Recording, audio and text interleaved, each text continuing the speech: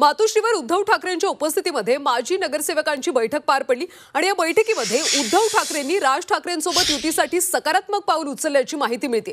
मनसेसोबत युती करायची की नाही असा प्रश्न उद्धव ठाकरे यांनी या बैठकीत माजी नगरसेवकांना विचारला। यावेळी युती केली तर फायदा होईल, कारण मुंबईमध्ये युती संदर्भात अनुकूल वातावरण आहे अशी माहिती माजी नगरसेवकांनी ठाकरेंना दिली।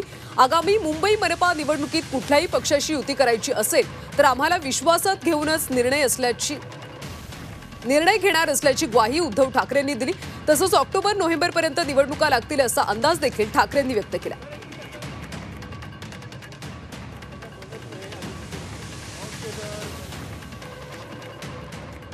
तर मनसेसोबत युती करायची की नाही या संदर्भात उद्धव ठाकरे यांनी आज एक महत्त्वाची बैठक घेतली। माजी नगरसेवकांना त्यांनी विचारणा केली की युती करायची की नाही आणि यावेळी माजी नगरसेवकांनी सकारात्मक प्रतिसाद दिल्याचं पाहायला मिळतं। साहेबांचं असं म्हणणं होतं की बाबा ज्या पद्धतीने ते महायुतीमध्ये लढतायत तर आपणही युतीमध्ये कुठल्या लढायचं का।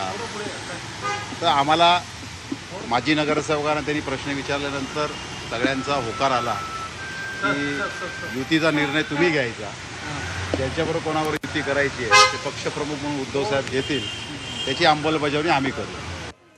त्यामुळे मातोश्रीवर अशा पद्धतीने बैठक झाली। माजी नगरसेवकांना यावेळी विचारण्यात आलं की राज ठाकरेंची आगामी मनपा निवडणुकीसाठी युती करायची का आणि यावेळी माजी नगरसेवकांनी सकारात्मक प्रतिसाद दिल्याचं पाहायला मिळतं।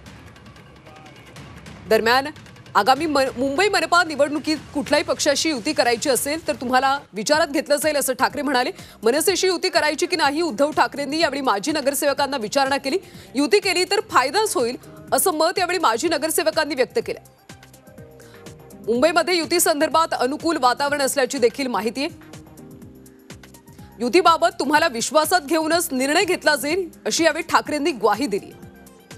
तुम्ही सोबत राहिला, तुम्ही निष्ठावंत आहात, तर युतीबाबतची चर्चा केली जाईल। येत्या काळात अनेक बैठका घ्यायच्या आहेत असं सुद्धा उद्धव ठाकरे म्हणाले।